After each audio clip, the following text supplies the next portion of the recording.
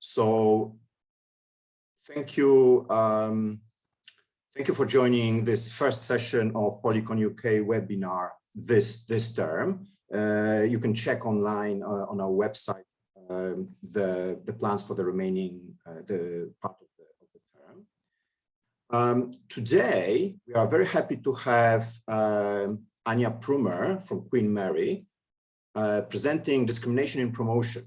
This is a joint work with Francesco Nava. The plan is that we are going to have 1 hour presentation together with the Q&A sessions at the end, but Anja said that you can interrupt and ask questions during the talk, and she'll manage that. We also have a chat, and Francesco, who is also the co-author, is also present here and will be having a look and addressing questions that you might have in the chat. At the top of the hour, after we finish the presentation, we are going to stop the recording, and you're free to stay for a few more minutes to have an informal chat if you wish so. So thank you very much, Anja. The floor is yours. Yeah, thank you so much for having me, and thanks for joining. I'm going to talk about discrimination and promotion, as Max already said, and Francesco, who is my co-author on this, is here as well. So, so I think it is one of the fundamental problems in economics to look at the problem of how the employer incentivizes their worker to exert effort. And one way of doing that is using the competition for a promotion. And this is what we are focusing in this paper here. Now, how much effort a worker exerts to attain that promotion depends on how much he values it. And how much he values the promotion in turn depends on the features of the promotion. So it can depend on the compensation package, on the tasks that come with it. Is it worth getting that promotion for the additional money that you're getting with the additional tasks you have to do? But it is also a function of workplace culture, and that will in fact be our main application.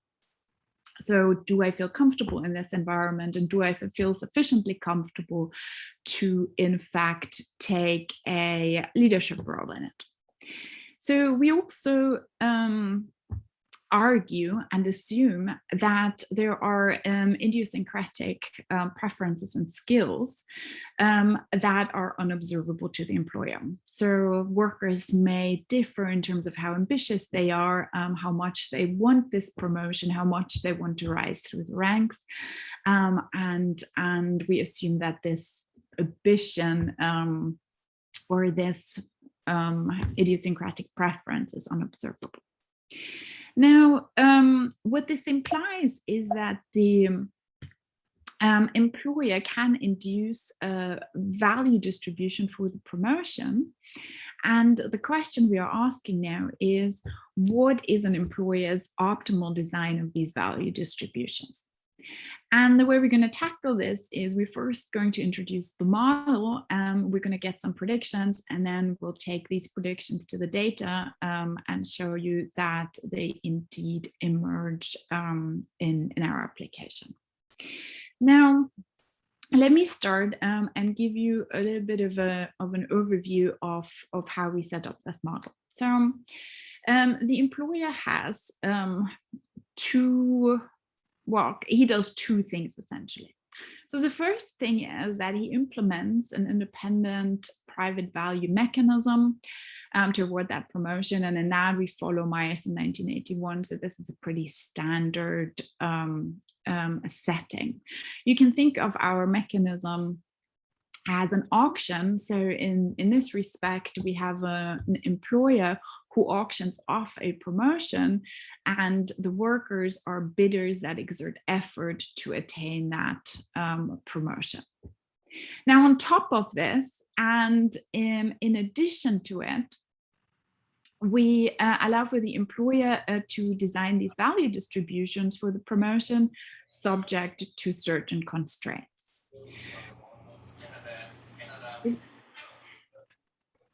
Okay.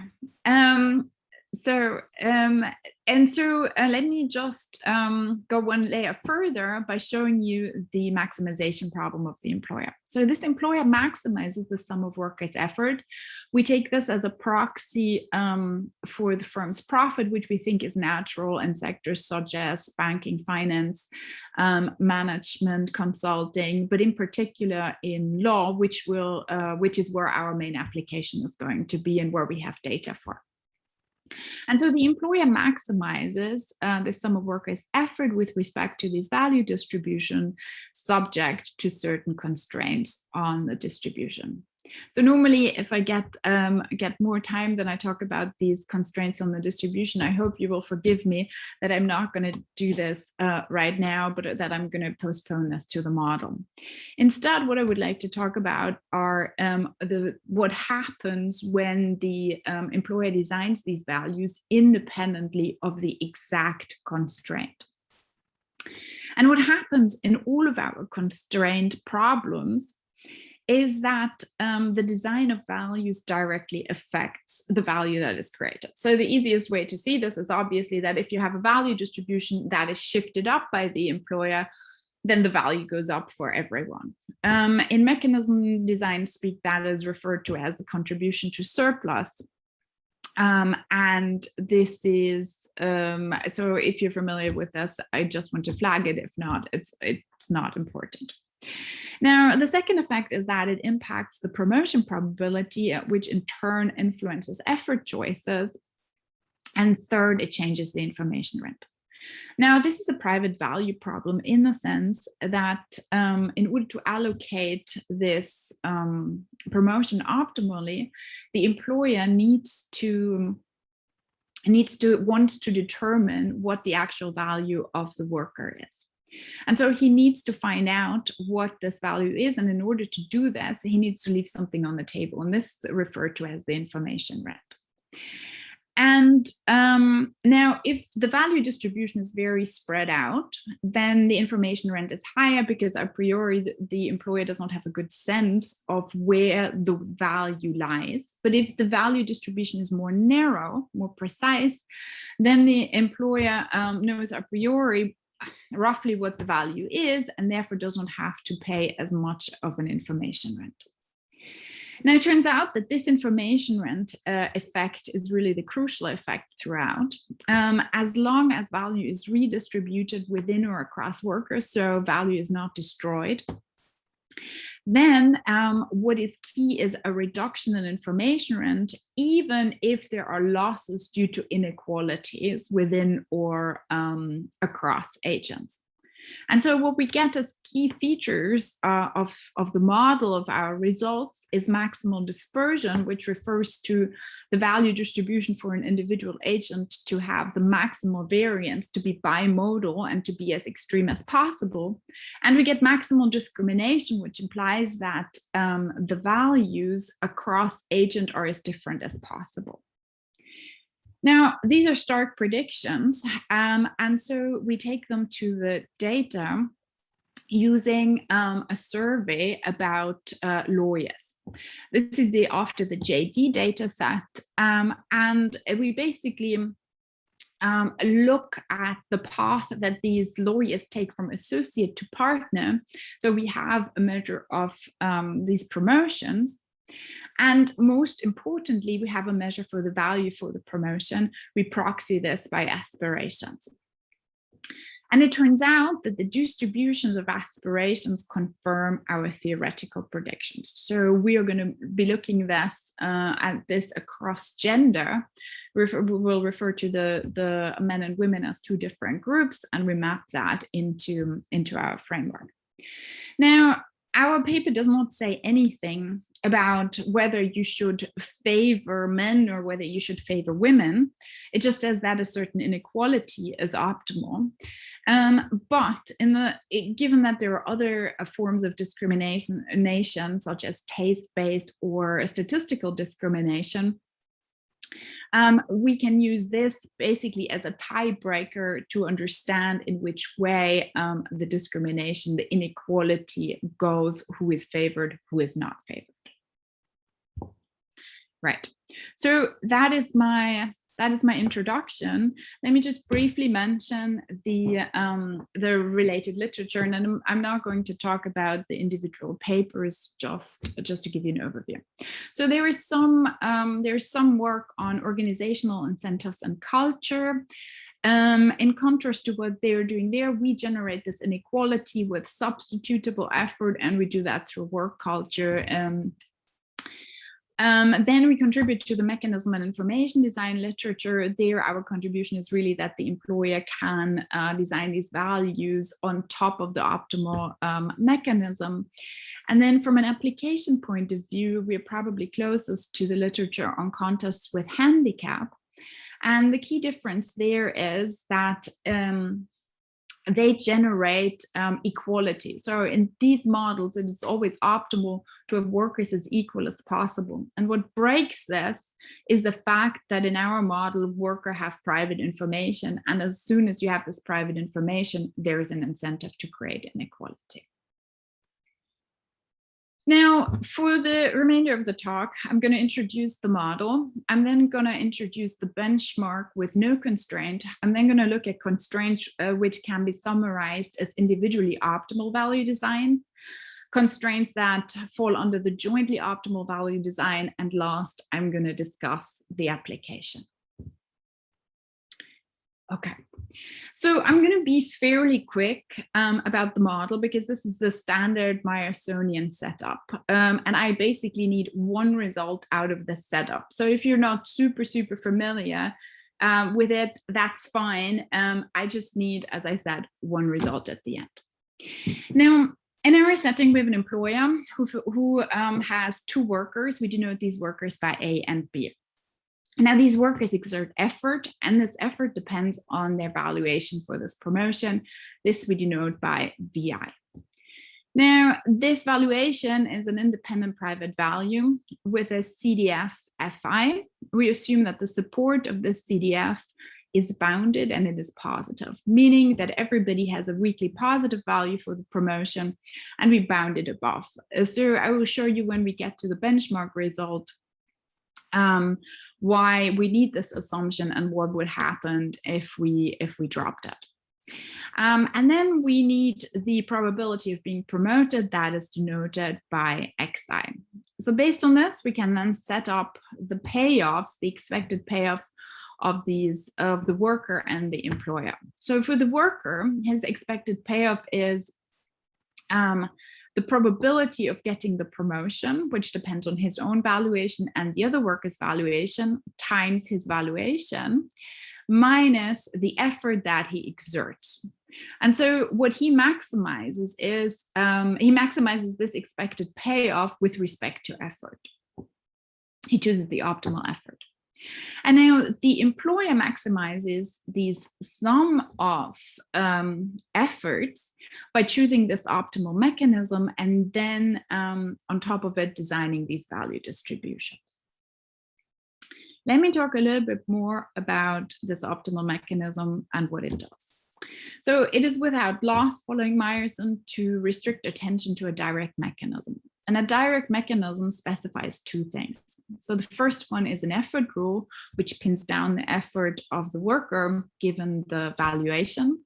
And the second is an allocation rule that specifies the probability of promotion. And I'm going to use allocation rule, probability of allocation and probability of promotion interchangeably. And these rules have to be set in such a way that they are incentive compatible and individually rational, meaning that the worker does not have an incentive to lie about the valuation, and individually rational, meaning that they still want to participate in the competition for the promotion. And then one of Myerson's key insight is that the total effort in such an incentive compatible and individually rational mechanism is equal to the expected virtual surplus if this virtual value is regular, which means that it is weekly increasing. So this is a lot, so let me unpack this. So this total effort depends on these distributions of the values. So we make this explicit here. And it is equal to the product of the virtual value denoted by psi and the allocation probability xi. Now, this virtual valuation or virtual value is equal to the value minus the information rent. And so this is always below the value because the information rent is weakly positive. And now for this virtual value to be regular, it means that it has to be weakly increasing in the valuation. Now, in our setting, this is not going to hold because we are allowing for a design of these value distributions, and so the regularity goes out the window. So for this reason, we're going to translate the problem into the quantile space, which has been done by Buller and Roberts in 1989. And they define a quantile as 1 minus the CDF.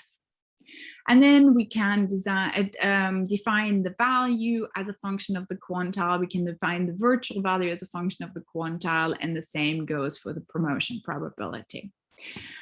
So I'm aware that my notation here is not 100% correct. We obviously do this absolutely precisely in the paper, but I just did not want to clutter notation here.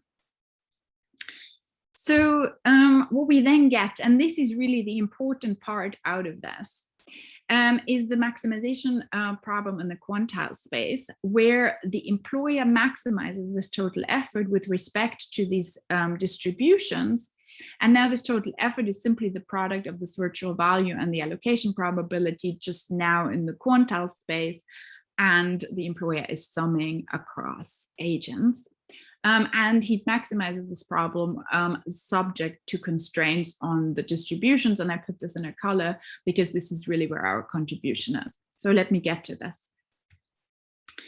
So as I said, we're going to first look at the case where there are no constraints. What would the employer do if he was free to design whatever value distribution?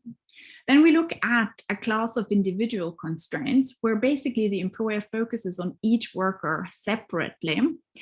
And there we start out with a constraint that in some sense mirrors the base plausibility constraint that Kamenetz and Janskow introduced. So the expected value of this designed distribution Fi has to be weakly smaller than some constant K.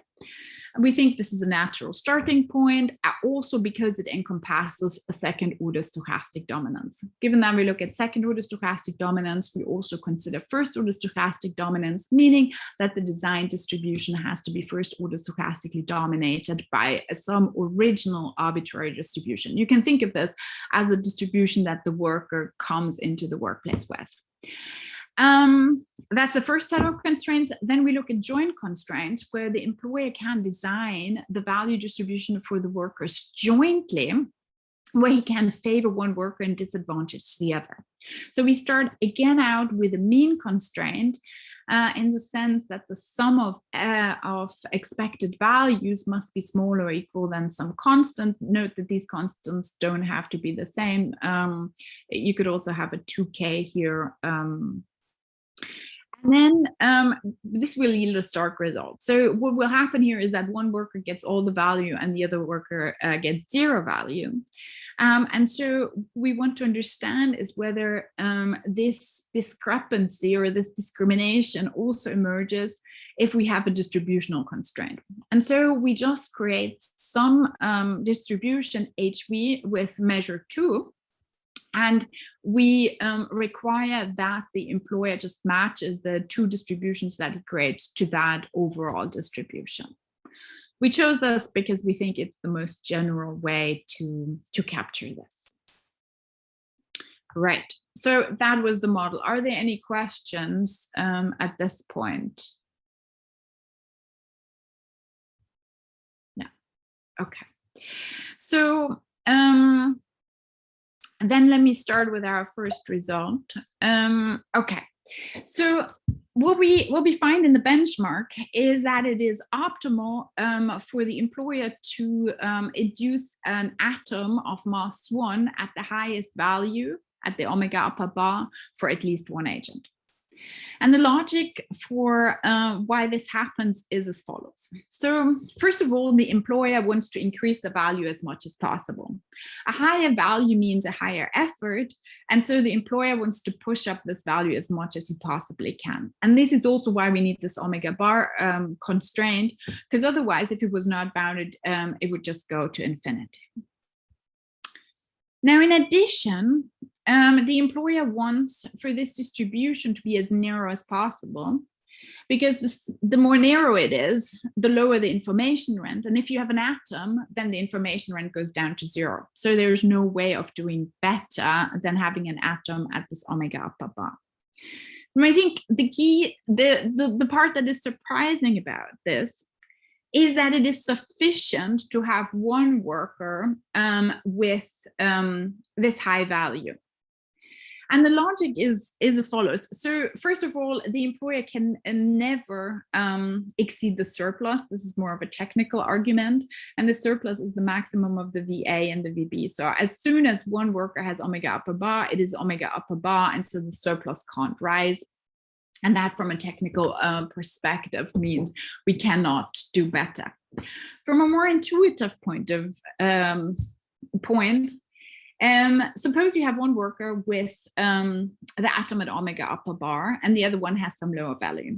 Then this first worker attains the promotion with probability 1. And if he attains the promotion with probability 1, then he puts in the appropriate effort. Now, if there's a second worker with this high valuation, then the probability with which the first worker gets the promotion goes down. And so his effort goes down. For the second guy, the effort goes up, but this is linear. And so it just cancels out. And so it does not matter whether you have 1 or 2 guys or arbitrarily many, with this high valuation, 1 is enough. Anja, can I ask a question about the setting? So you guys, I mean, maybe I'm missing something, but there is really no cost to the employer to have higher valuations here, right? Yeah. So, I mean, okay, so I guess you're not necessarily thinking of monetary rewards, but I can imagine that at the end of the day, this would be one concern. You know, I can make, in your setting, there's a maximal benefit to anybody to get promoted, which is costless to the employer to implement. Does that make sense? Is that right? Yeah. So yes. So I mean, I know you're thinking of working conditions and things like that, but even those things to some extent can be costly for the employer, right? Yeah. So obviously this is the benchmark, so there are no constraints, and so that means here it is definitely completely free. Now, as soon as you introduce a constraint, then implicitly you have a cost, in the sense that as long as you're within the constraint, it's for free, and outside of that constraint, the cost is infinite.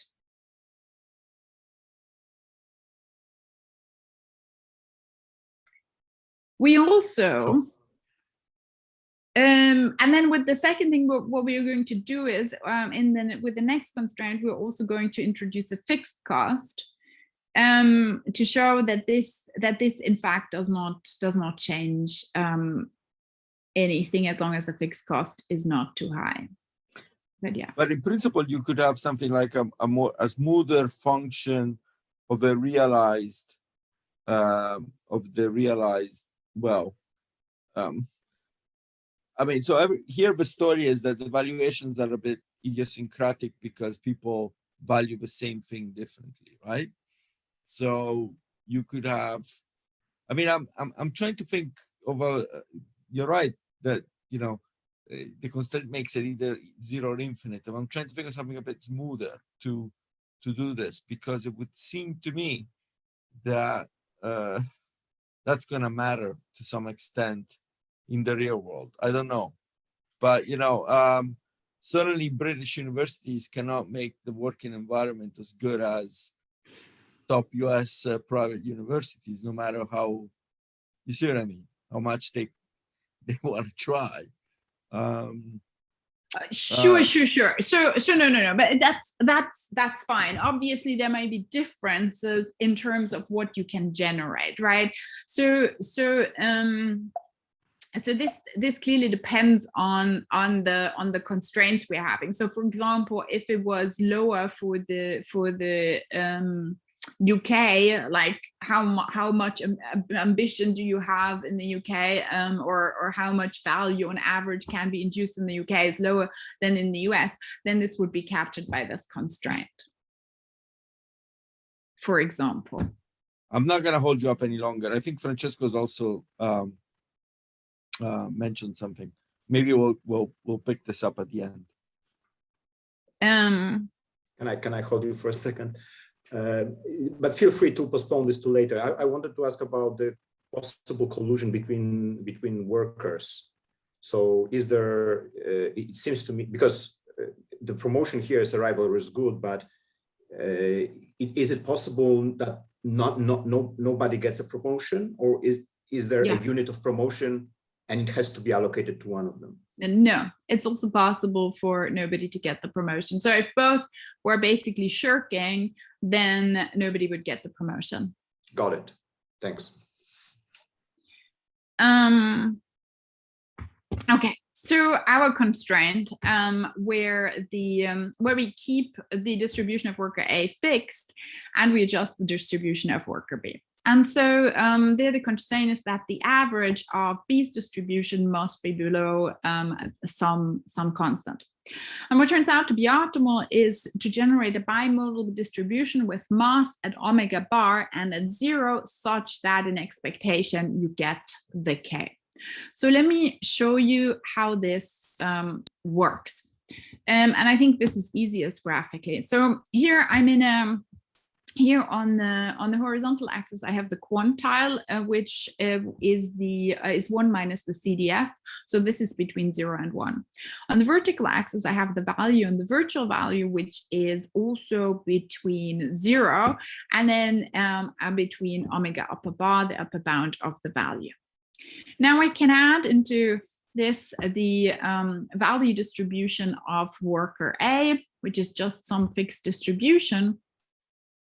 And I can also add into it the virtual value, the dashed line here. Now, this dashed line must be below the value simply because the difference between the two of them is the information rent.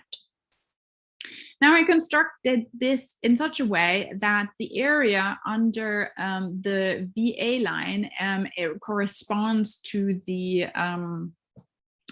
average of B's distribution, this K, this constant. And now the employer, of course, would like to extract this entire expected value, this entire constant K. He's not able to do that. The best he can do is to extract all what is below the virtual value. And the rest, the remaining blue area that remains with the worker, and is his information rent. Now, creating a bimodal distribution at omega bar and 0 implies that the value is equal to the virtual value. That means there is no information rent there anymore, and it means that the employer, the firm, can extract the entire surplus. And so this is why this is optimal to do. Now, what I've actually just shown you shows that it's optimal to create an atom at most one positive point, but I have not shown you yet why the atom at omega bar is best. And to understand that, let me look at another atom, this time at omega hat, which matches also the same constant K. Now, because this is a lower value, it means that the probability of having this omega hat needs to be slightly larger than was the case with the omega bar. Now, what this means is for worker A, he calculates the probability with which he's going to win. And he's going to win if the other guy, the worker B, has a 0 value. And the probability that worker B has a 0 value is highest if the mass is at omega bar and 0, and it is higher than if the mass was at omega hat and 0.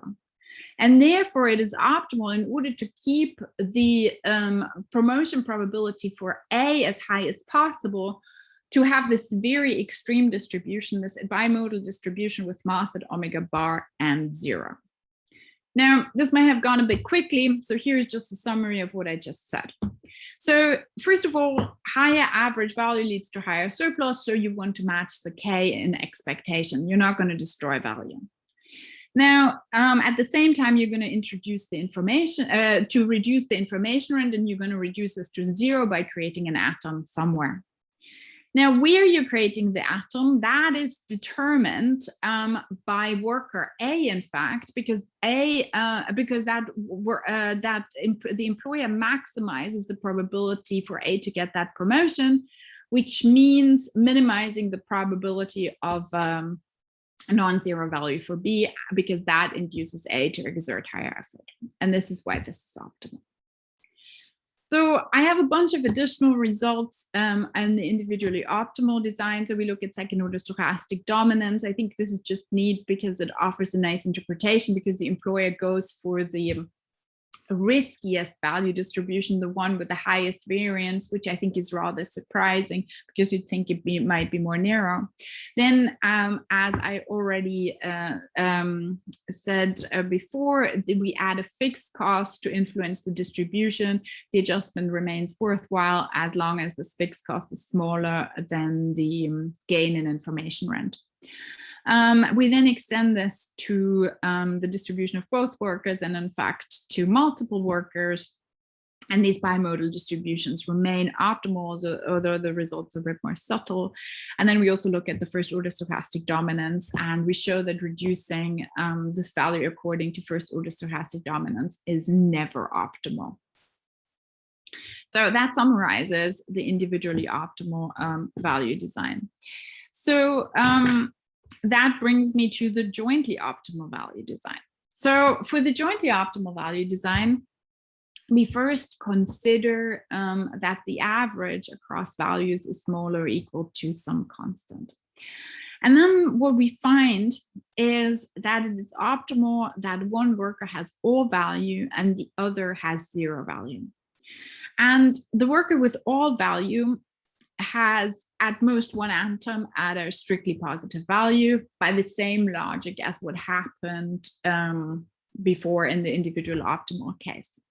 So basically, the employer manages to extract the entire surplus, which is equal to K. There is no information rent, and there is a slight multiplicity of outcomes, because it can be any bimodal or unimodal distribution. Now, this is a stark result, and it's not, I think it's not clear how this would translate into a real world setting. So in order to be, well, a bit more realistic potentially, we introduce a second constraint, which is to introduce a measure, HV, of mass 2. And we require FA and FB to match this measure. So intuitively, what this means is depicted in these two pictures here. So here on the horizontal axis, I have the value now, no longer the quantile. And on the horizontal axis, I just have the density. So for the purpose of this example, I'm assuming that it has a density at each point. This does not have to be the case. So we are allowing for this H of V to have discontinuous support, to have mass points, anything goes. And so you can think of these F of V's, these are equal distributions. This is what would happen if the employer would create 2 equal distributions for his workers. And you can also think of this potentially as the value distributions that the workers join the firm with. Now, what turns out to be optimal among all potential distributions are the ones that we depict in the maximal discrimination. It is optimal for one worker to have all the value below the median. This median is here 5/2, and for the other worker to have all the values above the median. Yeah, and this is the best. This is the best that they can do. So why is that the case? And also, again, not just for this example, but more generally.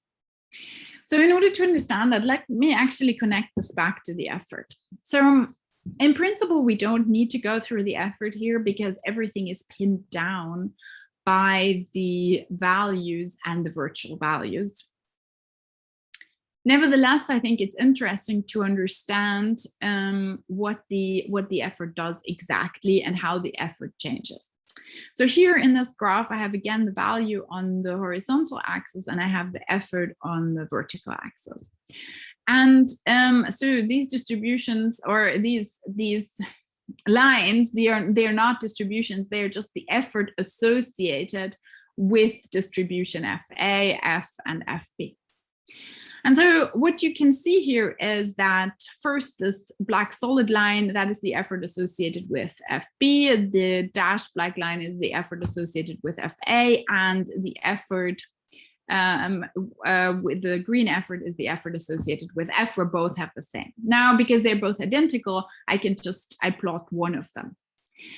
And so I think when we started out this project, we looked at this F distribution, and I think the naive way to tackle this is you're doubling the F because there are two of them, and then it is very clear that the effort under equality is actually higher. So that turns out to be wrong. So because you're not just doubling it, you're taking into account the various densities. And so what turns out to hold is that this blue dashed line actually represents the effort of two F distributions.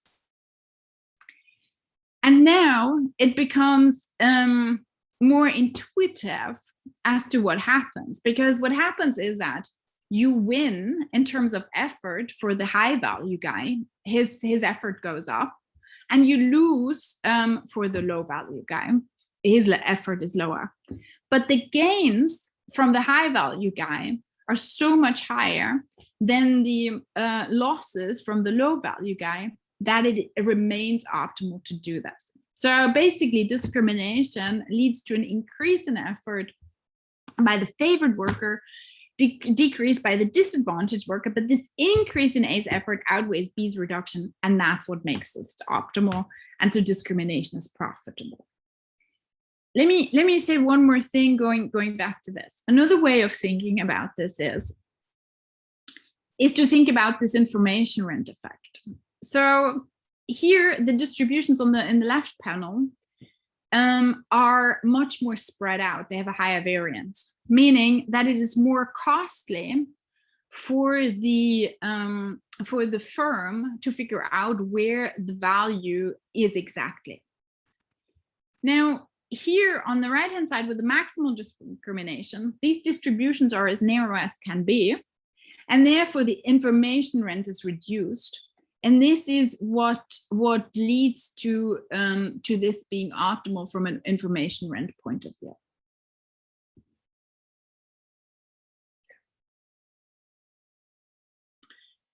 And this is actually a result, even though I'm not writing this as a proposition, this is a result, namely maximal discrimination is profitable. Okay, and that brings me to the application, right? Because I have 12 minutes or something left. Can I just quickly ask a question about the previous slide?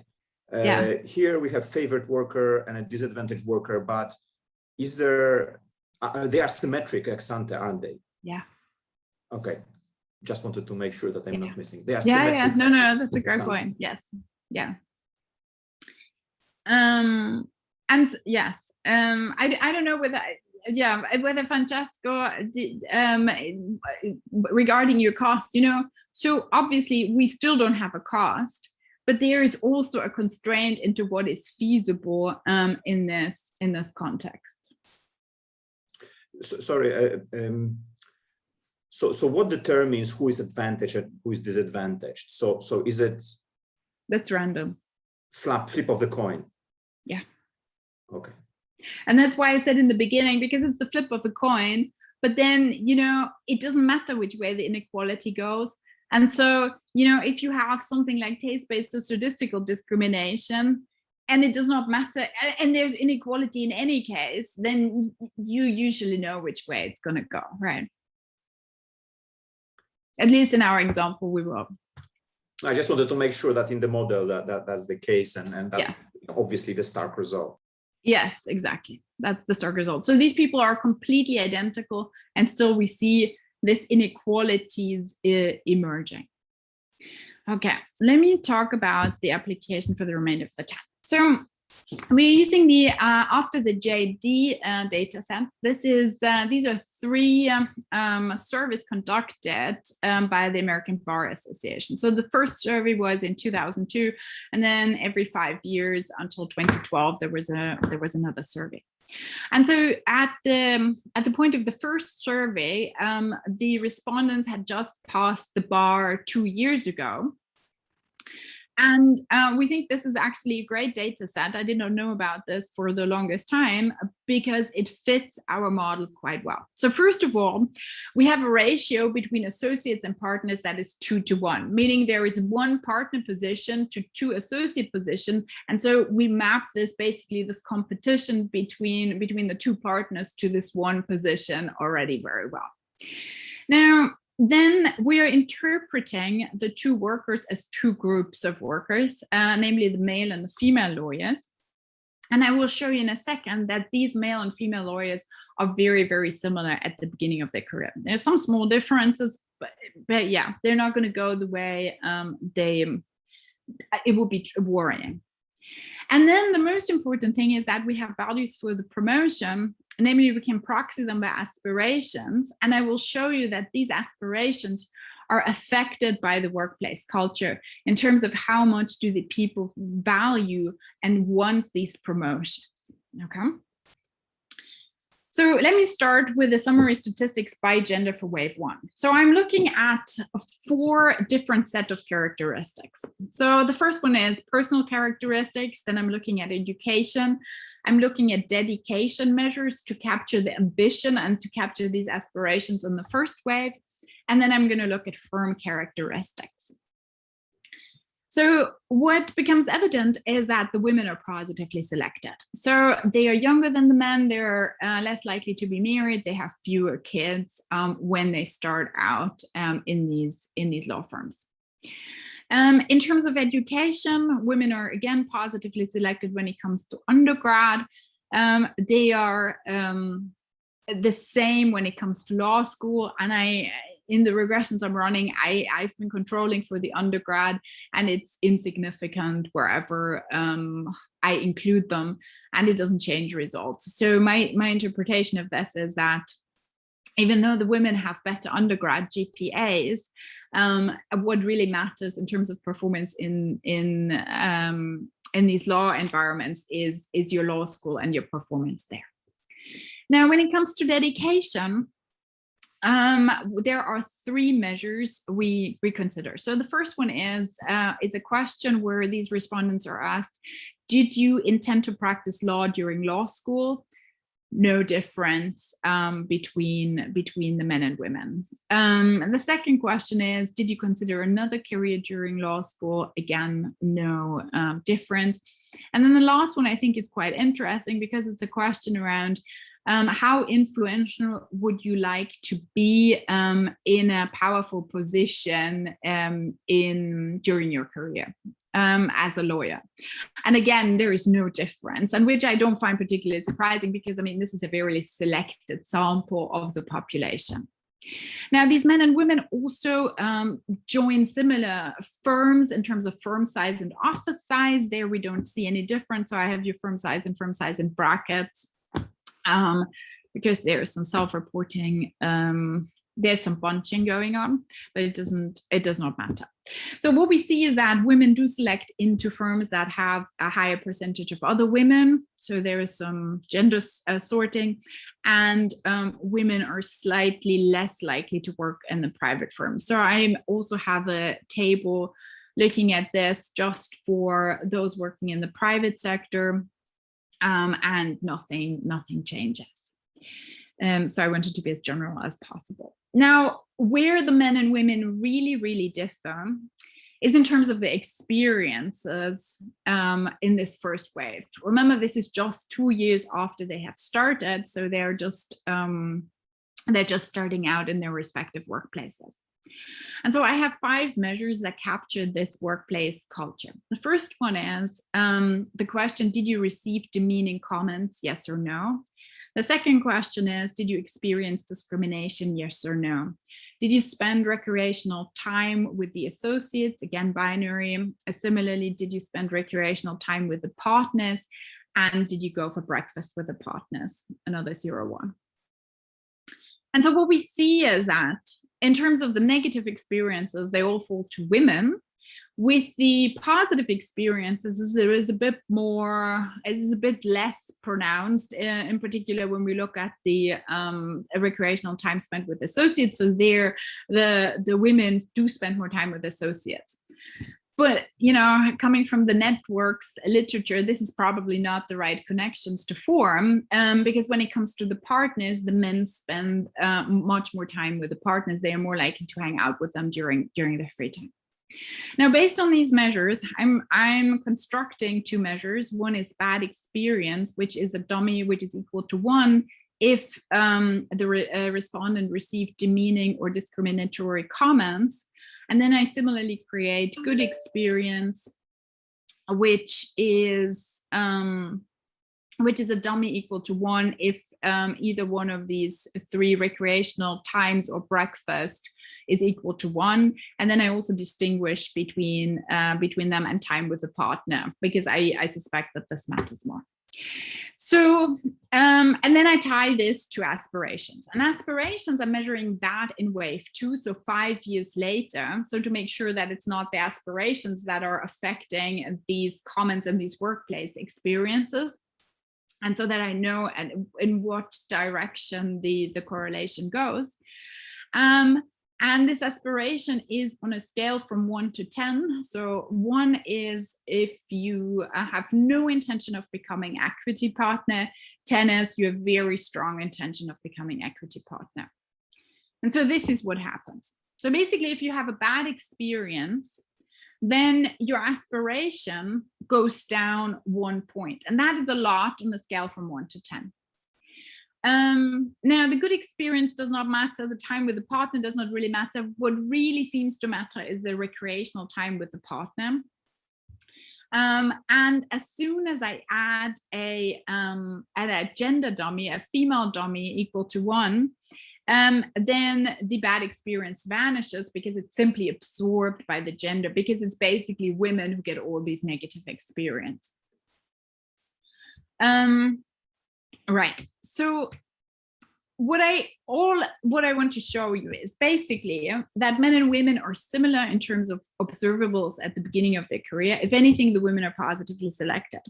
Now, these experiences, but they really differ in terms of the experiences, and this is related to their aspirations. So I don't want to interpret this more than that. That's what I want to leave it with. Now, we have these aspirations, and we predict that these aspirations should be bimodal, and that one group should have higher aspirations than the other. And this is, in fact, what we find. So let me start out with the women. So the women have, on average, aspirations of 5. And here it is really perfectly bimodal. So you have women at the highest level of the aspirations, and you have women at the lowest level of aspiration, and you have some noise in between. It's data. You have some noise. For the men, they have a much higher mean than the women by 2 points, which is, again, a huge difference. And they have the highest density at the highest aspiration, which also pushes towards this bimodal distribution. Note that our bimodal distribution doesn't say how much mass there needs to be at 0. So given that their aspirations are pretty high, it can look like this unimodal modal distribution. Right. So so I think this is really reassuring that our model does have something to say about this application. And then we have a bunch of further predictions, which basically just aim to show that this optimal mechanism design, that this allocation of the promotion is a reasonable fit for this application that we're looking at. And so in particular, in line with our theoretical predictions, we find that higher aspirations are related to higher effort for each group, a higher virtual value, which we calculate based on these aspirational distributions, makes it more likely to be promoted. And there's also positive association between effort and attaining the promotion. And I'm not going to show you these results anymore because I somehow thought I would be completely out of time at this point. But I can show you some of the, I have the results in the paper, and I'm happy to show you some of them as well. But the interesting thing is, in fact, that once we control for these aspirations, there are obviously massive gender gaps in terms of attaining this partner position. Once we control for this aspiration, gender becomes insignificant. And so these aspirations ultimately serve in closing this gender gap completely, and they are shaped by the environment that these people are in. Okay, so to conclude, so the employer benefits from redistributing workers' valuations. That's what we have seen, but not from this pure destruction as is done in the first order stochastic dominance. But again, if there are costs and you can still gain in terms of information rent, this is beneficial. Now, and the employer always wants to increase the surplus, and he wants to make the workers' valuations recognizable while simultaneously maximizing the competition. And so what we get is that this maximal dispersion of variance being good. We get the maximal discrimination with these very differentiated valuations.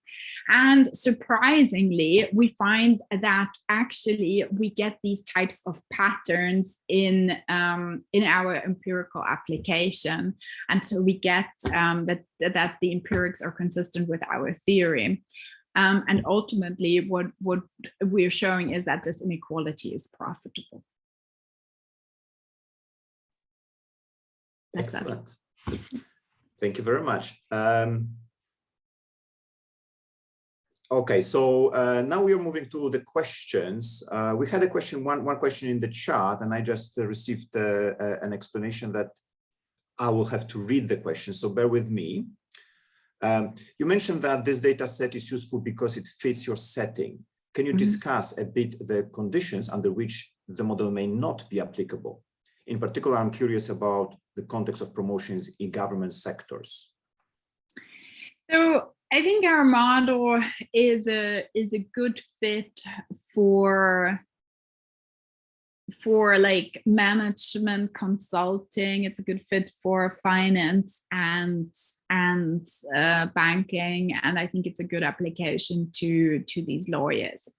So it's an effort story. So the employer wants to maximize effort, and so I think you need a sector, or the way I think about this model is that I would want to see this in a sector where everybody is pretty smart and pretty good, but it's really about how much do you want this and how much hours are you willing to put in, but where it's less about the ability. And so I'm not sure, I know nothing about what it means to work for the government. So I don't know how relevant that is in this context. And so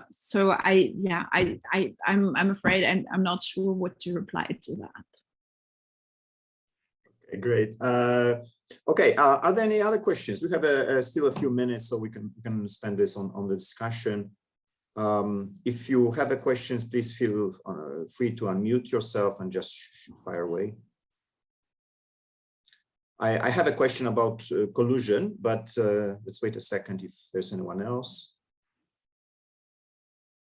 Okay, in that case, I was thinking a bit more, from the theoretical point of view. If those, because my understanding of the model is that this is really a mechanism design story. So the designer designs a situation, and then those people choose efforts, and this is like a little game between them, but it's a non-cooperative game.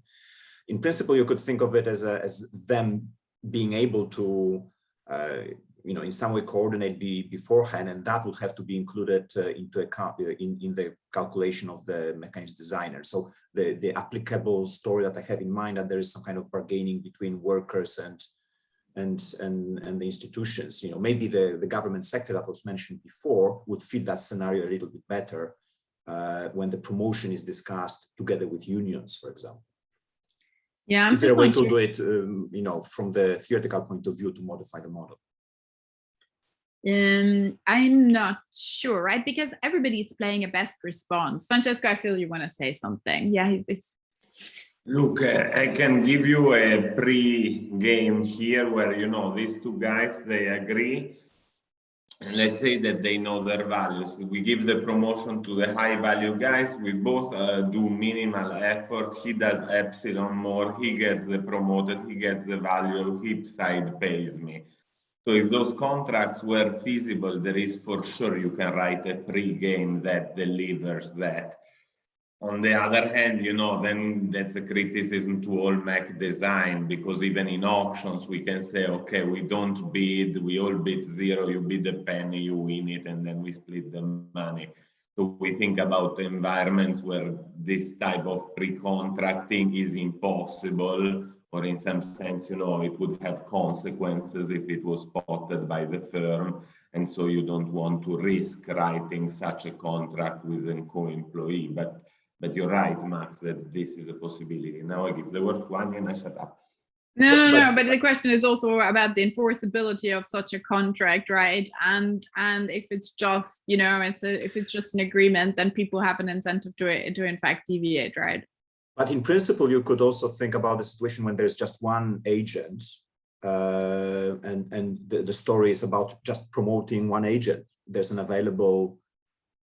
potentially available slot that could be refused, and that's a form of providing incentives to work. So if you think about this one agent being just a union or of some sort, that is still a model that you can investigate and provide some predictable, some testable observation. Hypothesis. Yeah. No, I don't disagree, but that's why I'm so happy that we have this application now, because I don't think that lawyers in the US are heavily unionized. And so I absolutely agree with you that from a theoretical point of view, there are many ways in which we can extend the model and think about these things. But with the application we have in mind, we actually do think it's a pretty good fit. I do. Excellent. Clement, Francesco wants to say something as well. Sorry. I could just say that the one agent model is covered, right? What you would get in the one agent model is that you get this maximal dispersion or an atom at the mean. So to some extent, the fact that there is either with one agent, you're just getting an atom at most one positive value such that it matches the expectation, but it doesn't have to be at the extreme point or at the mean. It can be anything in between. Yeah. So Clement. Hi, Anja. Hi. Quick question. So on, I think part of the debate on the gender wage gap is about whether, how much is this driven by a gap in promotion versus a gap in the underlying wage. And so do you think in your model, if you were, I know it would be like really out of the model to introduce like actual monetary incentives, but do you think there could be a chance that you create like complementarities between the two types? So you want to create discrimination in the rewards and to create a similar form of discrimination as you have here? Yeah, so we can do this. First of all, let me just say it's great seeing you again, because it's been such a long time. But so